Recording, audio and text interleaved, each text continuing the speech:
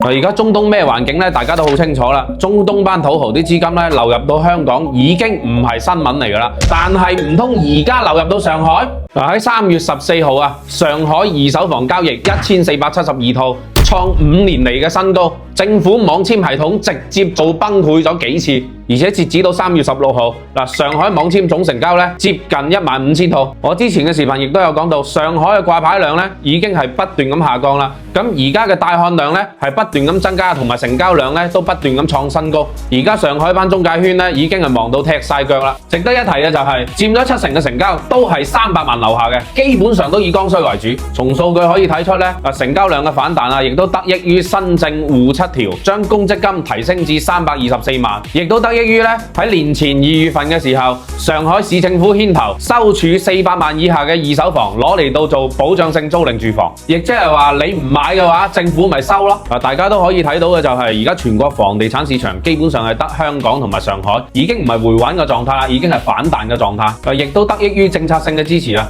就好似上海咁，政府出嚟牽頭收儲二手房，攞嚟到做保障性住房。我覺得呢個政策出嚟係好關鍵嘅。而其餘嘅一線城市呢，就好似北京、深圳、廣州咁樣，基本上喺回穩期當中，但係部分核心區域裏面呢，先會有量價齊升咁嘅情況。而家全球嘅資金基本上都係往安全性嘅地方走啦。咁講起安全性嘅話，我哋中國一定係當仁不讓嘅。中國咁多個城市裏面，邊個城市係資本流入嘅心頭好呢？廣州又排喺咩位置呢？我哋下條再講。